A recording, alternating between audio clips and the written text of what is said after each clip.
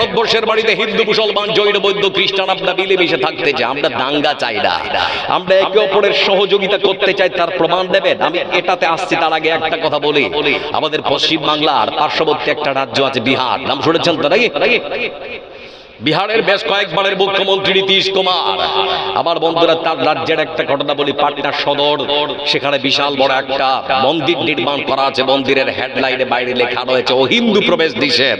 মাদারি সাহেব বলছিলেন না, ইসলাম ধর্ম এমন একটা মানবিক ধর্ম যে মসজিদের মধ্যে ধনী আর গরিবের মধ্যে কোনো ব্যবধান থাকতে পারে না। একটা কোটিপতির কাছে একটা ভিখারিও দাঁড়াতে পারে না? পারে না গো? পারে না? পারে? কোনো পার্থক্য নেই, সব দেওয়াল ভেঙে চুরমার করে দেওয়া হয়েছে। তো সেই মন্দিরের বাইরে লেখা আছে ও হিন্দু প্রবেশ নিষেধ, মানে কোন মুসলমান বা অন্য ধর্মের মানুষ প্রবেশ করতে পারবে না। আচ্ছা আপনারা বলুন, আমাদের মসজিদে যদি কোন হিন্দু ঢুকতে চায় তো পারবে না? পারবে। এর প্রমাণ অনেক আছে হাদিস থেকে। আপনাদেরকে বলতে যাচ্ছি, সেই মন্দিরের প্রধান যিনি পুরোহিত সত্যেন্দ্র নারায়ণ ত্যাগী, একেবারে হাট্টা কাট্টা লোক, পুজোতে বসেছেন সকালবেলা। ওম নমঃ ভগবতী বাসুদেবায়া চলছে, পূজা চলছে, পূজা পাঠ। এমন সময় রাম নবমীর সকালবেলা তার ছোট ছেলেটা আর অ্যাপাচি দিয়ে বেরিয়েছে, দুরন্ত গতিতে ছুটে চলেছে অ্যাপাচি।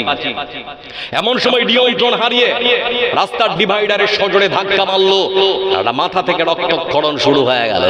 তার বন্ধুরা তড়িঘড়ি করে পাটনা সরকারি সদর হাসপাতালে ভর্তি করলো। বাবাকে ফোন দেওয়া হলো, কোথায়? বলে আমি এখন পূজাতে বসেছি, বলে সময় নেই, আপনার বাচ্চা অ্যাক্সিডেন্ট করেছে, তাড়াতাড়ি আসতে হবে। পূজা ফেলে পরিবারে ছুটে এসেছে পাটনা সদর সরকারি হাসপাতালে। আসার পরে দেখছে ব্যান্ডেজ দিয়ে তার বাচ্চাকে শুইয়ে রাখা হয়েছে, কথা বলতে পারছে না। ডাক্তারকে গিয়ে জিজ্ঞেস করছে ব্যাপার কি? বলে 3 ব্যাগ রক্ত 1 ঘন্টার মধ্যে লাগবে, না হলে আপনার বাচ্চা বাঁচবে না। আমার বন্ধুরা তখন সে বলছে আমার শরীর থেকে নিন। বলে রক্তের গ্রুপ ও পজিটিভ। বলে হবে না, আপনার ছেলের রক্তের গ্রুপ A+, হবে না। তার মা বলছে আমার শরীর থেকে দেওয়া হোক, বিলছে না। ভাই বলছে আমার শরীর থেকে দেওয়া হোক, তারপরেও বিলছে না। তাড়িঘড়ি করে তার বড় ছেলে তখন একটা ফেসবুক পেজে পোস্ট দিয়েছে, আমার কোন ফেসবুক ফ্রেন্ড যদি থাকো তাহলে পরে আমার ভাই মৃত্যুর সঙ্গে লড়াই করছে, 3 ব্যাগ রক্ত লাগবে, কেউ যদি থাকো তাহলে তাড়াতাড়ি 1 ঘন্টার মধ্যে আসার চেষ্টা করো। কোন হিন্দু আসেনি, এসেছিল যারা, তারা 3 জনই মুসলমান ছেলে, তার মধ্যে একজনের নাম হচ্ছে সাদ্দাম হোসেন। আবার বন্ধুরা আশরাফুল হক, তার আরেক বন্ধু, 3 জন বন্ধু মিলে তারা তাড়াতাড়ি করে সেই হাসপাতালে ছুটেছে। যাওয়ার পরে তার বন্ধুকে দেখতে পেয়ে বলছে বন্ধু রক্ত লাগবে? বলে হ্যাঁ রক্ত লাগবে। বলে কয় ব্যাগ? 3 ব্যাগ। বলে আমরা 3 বন্ধু এসেছি, চিন্তা করো না, তাড়াতাড়ি করে নাও। বলে তোমাদের নাম? একজন বলছে আমার নাম আশরাফুল হক। তারপরে তখন বলছে তুমি মুসলমান? বলে হ্যাঁ আমি মুসলমান। বলে ভাই আমার, তুমি যদি মুসলমান হও তাহলে পরে সমস্যা আছে। বলে কি সমস্যা? বলে সমস্যা হলো আমার বাবা একজন মন্দিরের প্রধান পুরোহিত, আমাদেরকে আমার বাবা শিক্ষা দিয়েছে মুসলমানদের সঙ্গে বন্ধুত্ব করতে হয় না, তাদের রান্না খাবার খেতে হয় না, তাদের বাড়িতে যেতে হয় না, তাদের বাড়িতে রাত কাটাতে হয় না। তোমরা রক্ত দিতে এসেছো 3 জনই মুসলমান, তোমাদের শরীর থেকে রক্ত নেওয়া যাবে কি যাবে না আগে বাবার কাছে শুনতে হবে। ঘরের মধ্যে গিয়ে তখন তার বাবাকে বলছে বাবা 3 জন ডোনার এসেছে রক্ত দেওয়ার জন্য, রক্ত নেওয়া যাবে না? তখন ওর বাবা বলছে এটা কোন কথা বলিস, রক্ত নেওয়া যাবে না? মানে বলে যে 3 জন এসেছে 3 জনই মুসলমান, একজন হিন্দু আসেনি, সেজন্য জানতে চাচ্ছি মুসলমানদের শরীরের রক্ত নেওয়া যাবে কি যাবে না? কারণ তুমি তোমাদেরকে শিখিয়েছো তাদের সঙ্গে বন্ধুত্ব করতে নেই, তাদের বাড়ি যেতে নেই, তাদের রান্না করা খাবার খেতে নেই, তাদের বাড়ি রাত কাটাতে নেই, সেজন্য জিজ্ঞেস করতে এসেছি সেই সব মুসলমানদের শরীরে রক্ত নেওয়া যাবে কি যাবে না? সে পুরোহিত বসাই তখন একেবারে ছিটকে উঠে তখন বলছে হাট পাগলা কোথাকার, রক্ত নিতে কোনো বাধা নেই, ধর্ম টর্ম পড়ে দেখা যাবে। বুঝতে পারছেন? মানে বিপদে পড়লে এরকমই হয় নাকি? এজন্য বলতে যাচ্ছি বন্ধু আমার, এই সেই নারায়ণ সাহ তিনি তখন ইসলাম ধর্ম নিয়ে গবেষণা করতে আরম্ভ করলেন। তারপরে পরে বন্ধু আমার ইসলাম সম্পর্কে তিনি যখন ভালো ধ্যান ধারণা অর্জন করেছেন, তারপরে তার বন্ধু আব্দুল্লাহকে ডেকে বলছেন বন্ধু আমি এবার কালেমা পড়ে মুসলমান হব।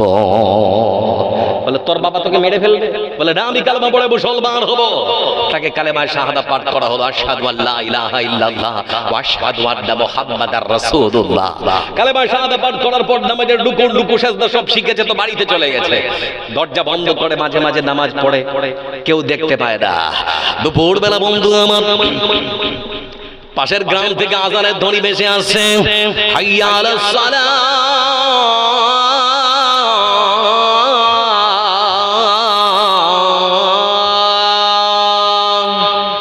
নামাজে দাঁড়িয়েছে সুন্দর করে, ঘরের দরজাটা বেচারা লাগাতে ভুলে গেছে।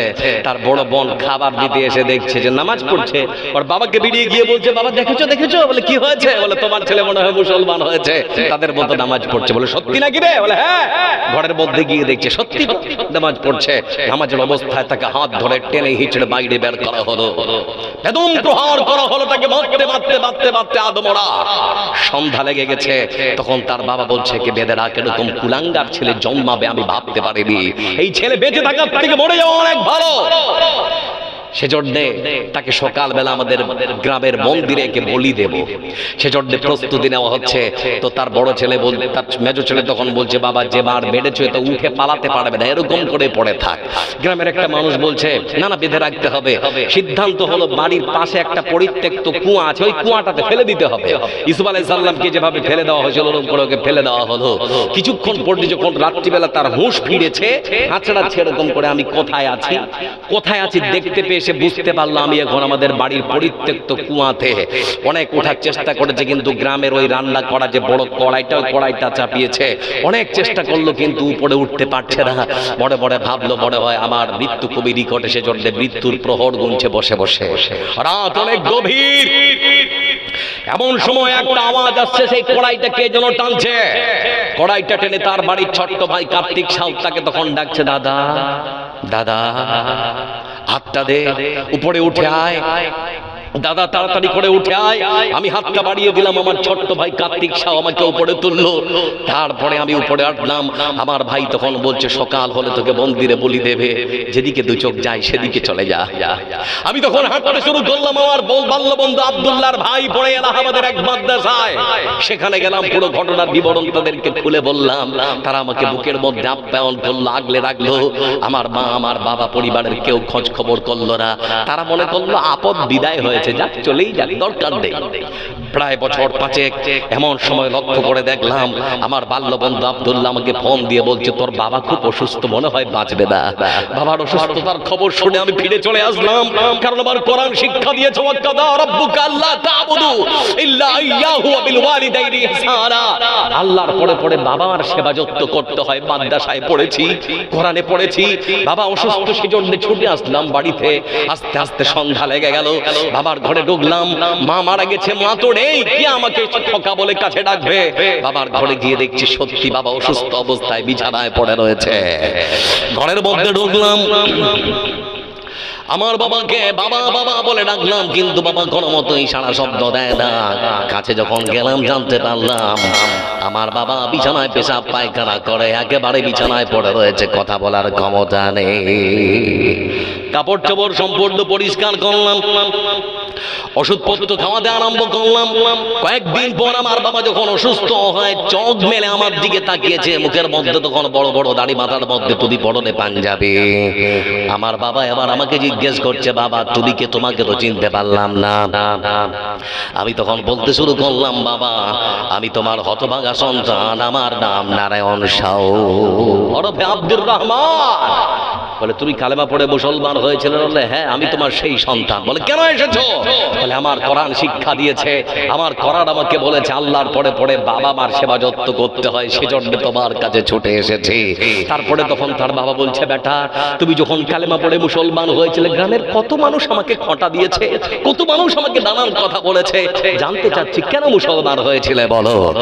আমার বন্ধুরা ঠিক সেই সময় ডানে অংশ ওরফে আব্দুর রহমান তার বাবাকে তখন বলতে আরম্ভ করেছে, বাবা আমি কালেমা পড়ার মুসলমান হওয়ার পেছনে মূল যেটা কারণ সেটা হলো আমি লক্ষ্য করে দেখেছিলাম আমার বাল্য বন্ধু আব্দুল্লাহর মা যখন মারা গিয়েছিল তখন ইসলাম তাদেরকে এত সম্মান আর মর্যাদার উচ্চ শিখরে পৌঁছে দিয়েছে যে একটা মরা মানুষকে কত সুন্দর করে তারা গোসল দেয়, কাপড় পরায়, তারপরে সুন্দর করে কাঁধে তুলে তাদেরকে জানাজার নামাজ শেষ করে দোয়া করে তারপরে কবরের মধ্যে তারা রেখে আসে।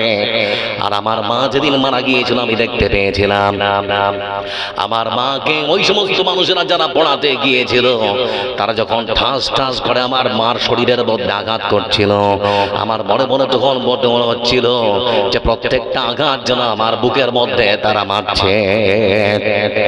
বলতে যাচ্ছিলাম বন্ধু আমার ডানে অংশ তখন বলছেন, এই দৃশ্য দেখার পরে আমি আর আমার বোনকে আমি বেঁধে রাখতে পারিনি। বোনকে প্রশ্ন করলাম, বল এটা কি কখনো মানবিক ধর্ম হতে পারে?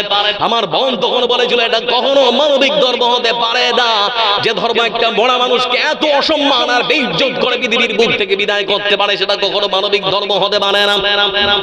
সেজন্যই বলতো বাবা আমি কালেমা পড়ে মুসলমান হয়েছি। সেজন্য বলতে চাচ্ছি মুসলমান ভাই বন্ধু আমার ও আমার যুবক ভাই শুনে নাও, কোরআনের সংস্পর্শে যদি একটা বার চলে আসতে পারো তোমারও সম্মান তোমার মর্যাদা আমার আল্লাহ বাড়িয়ে দিতে পারে।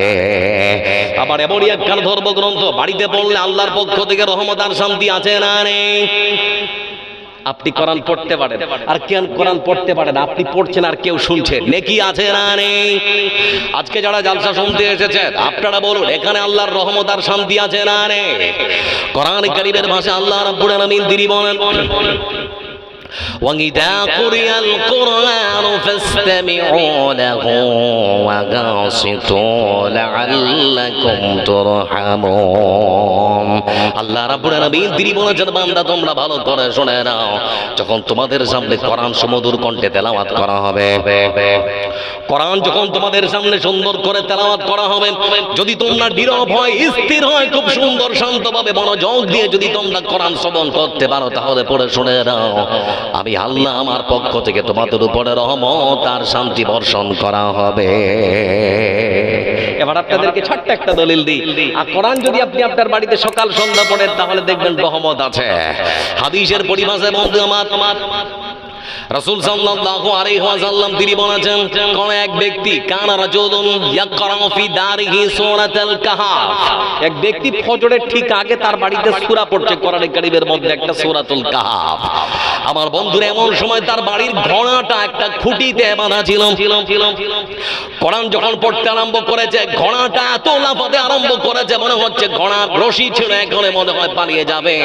ওই সাহাবী তখন কোরআনটা বন্ধ করে যেই ঘোড়ার সামনে গিয়েছে ততক্ষণ ঘোড়ার লাফালাফি সব বন্ধ হয়ে গেল। আবার যখন ঘোড়ার কাছ থেকে ফিরে এসে কোরআন পড়তে আরম্ভ করেছে ঘোড়ার লাফালাফি তখন আবার চালু হয়ে গেছে। فأصبح أتى النبي صلى الله عليه وسلم فذكر ذلك له وقص عليه। সকাল যখন হয়েছে সেই সাহাবী তখন রাসূল সাল্লাল্লাহু আলাইহি ওয়াসাল্লামের কাছে এসে বলতে আরম্ভ করেছে, আল্লাহ রাসূল আজকে ফজরের ঠিক আগে চাঁদনি রাতে আমার বাড়িতে আমি কোরআন পড়ছিলাম কিন্তু আমার ঘোড়াটা লাফাতে আরম্ভ করলো। কোরআন বন্ধ করে যেই ঘোড়ার কাছে গেলাম লক্ষ্য করে দেখলাম ঘোড়ার লাফালাফি বন্ধ হয়ে গেল। আবার ফিরে এসে যখন কোরআন পড়তে আরম্ভ করলাম লক্ষ্য করে দেখলাম আবার ঘোড়াটা লাফাতে আরম্ভ করেছে। আল্লাহ রাসূল আপনার কাছে জানতে চাচ্ছি ব্যাপারটা কি, কারণটা কি, ঘোড়াটা কেন লাফাচ্ছিল? রাসূল সাল্লাল্লাহু আলাইহি ওয়াসাল্লাম তিনি বললেন, তিলকা সাকিনা তানাজ্জালাত বিল কোরআন। আমার সাথে শুনে নাও, যখন তুমি তোমার বাড়িতে সুমধুর কণ্ঠে কোরআনে কারীম তেলাওয়াত করছিলে ঠিক সেই সময় আকাশ থেকে অনেক ফেরেশতা তোমার বাড়ির উপরিভাগে এসে তোমার কোরআনের তেলাওয়াত শুনছিল। ওই ফেরেশতাদেরকে যখন তোমার বাড়ির ঘোড়াটা দেখতে পাচ্ছিল ঘোড়াটা তখন লাফাতে আরম্ভ করেছিল।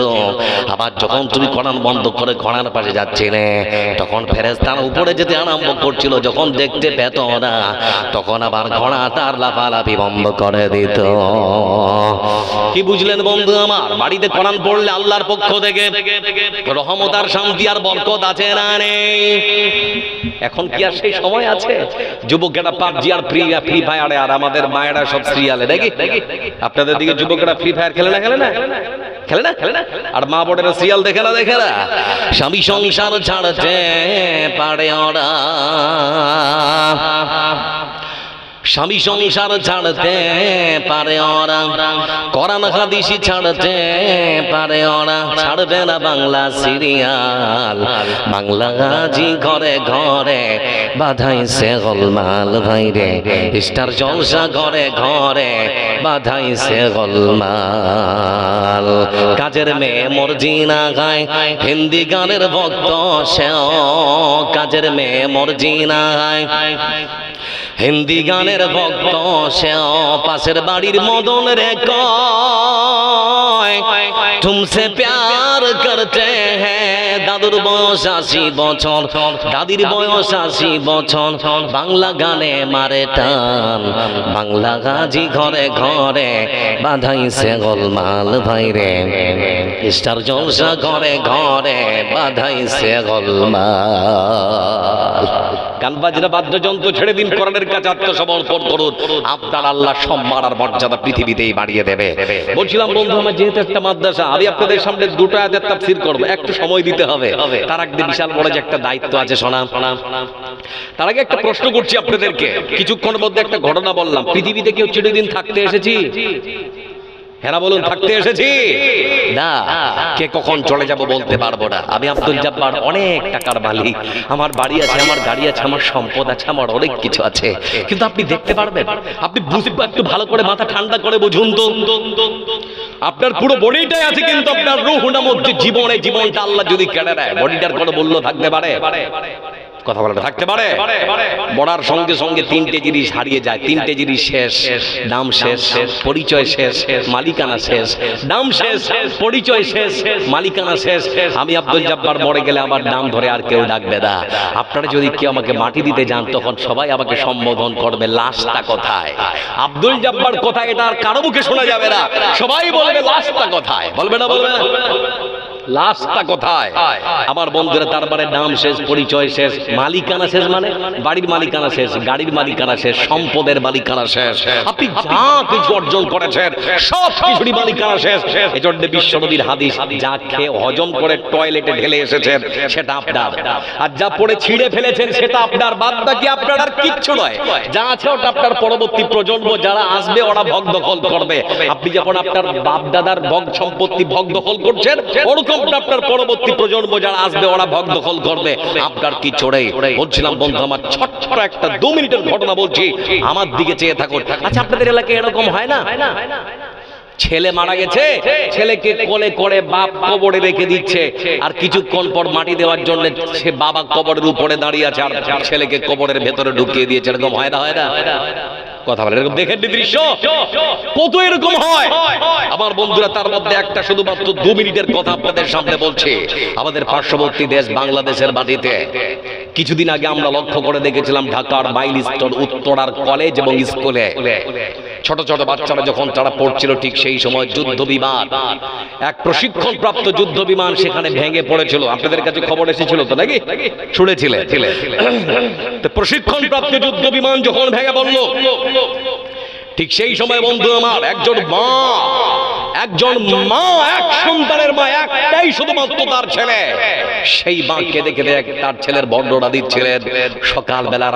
সকালবেলা যখন আমার বাচ্চাটাকে স্কুলে যেতে হবে, আমার ছোট্ট জুনায়েদ, বাচ্চাটার নাম জুনায়েদ, আমার ছোট্ট জুনায়েদকে যখন উঠাচ্ছি, আমার ছোট্ট বাচ্চা জুনায়েদ বলছে, বাবা মা আমি আজকে স্কুলে যাব না, শরীরটা খারাপ, যেভাবে ছোট বাচ্চারা বলে, তো ওরকম করে আমার ছোট্ট বাচ্চাটাও বলছিল, মা আমি আজকে স্কুল যাব না। তখন আমার বাচ্চাকে বললাম, বেটা লেখাপড়া করে না মানুষ হলে তোকে সমাজের মানুষ বললে আর করবে না। এখানে একটা বাক্য যোগ করছি, একবেলা কম খাবেন, কিন্তু আপনার বাচ্চাটাকে লেখাপড়া করে মানুষ করাতে হবে।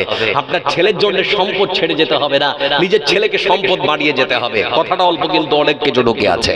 বলছিলাম বন্ধু আমার, আমি আর বাচ্চাটাকে অনেক উঠাবার জন্য চেষ্টা করলাম, কিন্তু উঠছে না।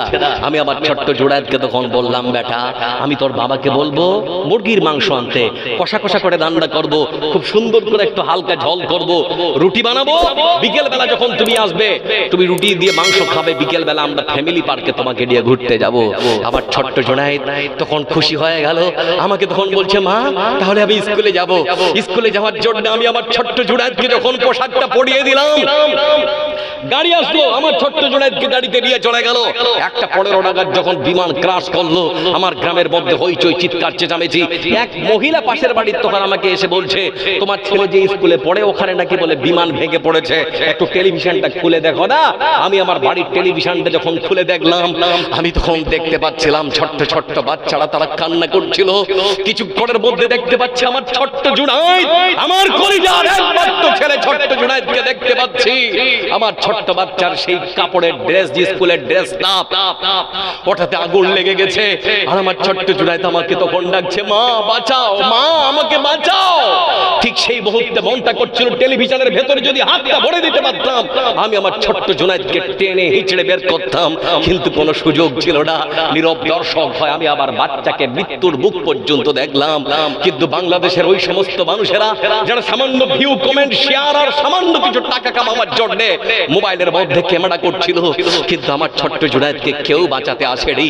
মা ক্ষেপ করে বলছে, আমি যদি আমার ছোট্ট জুনায়েদকে না পাঠিয়ে তার কথা শুনে নিতাম, তাহলে হয়তো আমার বাচ্চাটা আজকে বেঁচে থাকতো, মরে যেত না। কিন্তু বন্ধু আমার বলতে চাচ্ছি, মরণের জন্য করার সময় লাগে, কথা বলার লাগে কি না। পৃথিবীতে আসা সিরিয়াল আছে, আমার কোনো সিরিয়াল নেই, এজন্য কে কখন চলে যাব বলতে পারবো না। আজকে আপনাদের মাদ্রাসা, এটা আপনাদের এলাকার একটা সম্পদ। যে গাছ লাগিয়েছিলেন তার ফল আপনারা যে চোখের সামনে দেখতে পেলেন কিছুক্ষণ আগে। বন্ধু আমার, অনেক মানুষ এখানে বসে আছেন, টাকাওয়ালা মানুষ আছেন। কোন আল্লাহর বান্দা 5টা করে 1000 টাকা, 10টা করে 1000 টাকা দিতে পারে এরকম কোন মানুষ? 1টা করে 1000 টাকা চটচট করে 30 জন মানুষ দিতে পারেন আছেন কেউ? কেউ আছে? 1000 করেন, 5000 করেন, আমি বেশি চাইবো না, কিন্তু আল্লাহ কাকে কবুল করবেন জানি না। মা বোন যারা আছেন আপনাদেরকেও বলি, অনুরোধ করছি কিছু কিছু করে দেওয়ার জন্য, অল্প কিছু করে, যেটা খাবার জন্য নিয়ে এসেছেন সেটা আজকে দিয়ে দিন। কেউ আছেন? বিসমিল্লাহ করুন। একজন 1000 টাকা, 5000, 5000 টাকা আমার ভাইজান উনি দিয়েছেন 5000 টাকা। লিল্লাহি তাকবীর, আল্লাহুম্মা সাল্লি আলাইহি, আল্লাহু বারিক আলাইহি। ভাই কেউ জোড়া হবেন? 1000 করে 30 জন মানুষ আসুন, 1000 করে 30 জন। চোখ বুঝিলে এই দুনিয়ার নয় তো তুমি কেউ যে। খায়রুল ইসলাম শ্রীরামপুর, মৃত ছেলে, মৃত মা, শাশুড়ি। আচ্ছা, মৃত ছেলে, মৃত মা, শাশুড়ি সবার জন্য কত দিয়েছে? আল্লাহু সামাদ। এখানে কি আছেন? নেই। 25000 টাকা শ্রীরামপুর থেকে। আচ্ছা, খায়রুল ভাই উনি দিয়েছেন আপনাদের মাদ্রাসার জন্য 25000 টাকা। নারায়ে তাকবীর, লিল্লাহি তাকবীর, আল্লাহুম্মা সাল্লি আলা, আল্লাহুম্মা বারিক আলাইহি। রব্বুল আলামিন দোয়া চেয়েছেন, আল্লাহ তাদের মনের আশা আকাঙ্ক্ষা তুমি পূরণ করে দাও। সবারই জন্য দোয়া করব শেষের দিকে। কেউ আর আছেন? আমি চটচট করে চাইছিলাম, কারণ আজকে সময়টা খুবই মূল্যবান। একটু আসুন তাড়াতাড়ি করে। চোখ বুঝিলে দুনিয়ার নয় তো তুমি কেউ যে আর, হায় রে মানুষ আঁকড়ে মানুষ করছো মিছে অহংকার। দম ফুরাইলে সবই পথ, জুটবে না আর দালান ঘর। দম ফুরাইলে সবই পথ, জুটবে না আর দালান ঘর। মরিচিকার ঘরে পিছু করছো যে ভুল বারে বার। বাঁশের ছাউনি পচার আগে পচে যাবে লাশ তোমার। বাঁশের ছাউনি পচার আগে পচে যাবে লাশ তোমার। যে ক্ষমতার বড়াই কোনো কাজে তোমার আসবে না। এই যে সাদের দেহ খানাও নিজের বলে চলবে না। যে ক্ষমতার বড়াই করো নিজে তোমার আসবে না। এই যে সাদের দেহ খানাও নিজের বলে চলবে না। আজরাইল তো ডাকছে তোমায়, নাই রে উপায় পালাবার। বাঁশের ছাউনি পচার আগে পচে যাবে লাশ তোমার। বাঁশের ছাউনি পচার আগে পচে যাবে লাশ তোমার। 500 টাকা আর একটা নাকের দিয়েছে। ওয়াল্লাযীনা ইয়াকনিযুনা আয-যাহাবা ওয়াল ফিদ্দা ওয়া লা ইউনফিকুনা ফি সাবিলিল্লাহ ফাবাশশিরহুম বিআযাবিন আলীম। ভাই চটচট করে আসুন, 1000 করে 30 জন মানুষ দিন, চটচট করে আসেন। 30 জন মানুষ, বেশি না, তাড়াতাড়ি করে আসেন, তাড়াতাড়ি করে আসেন। আর কে আছেন বন্ধু আমার? টাকার গরমে ঘন তোমার পা পড়ে না মাটিতে, মুখে শুধু আমি আমি তুমি প্রথম সারিতে।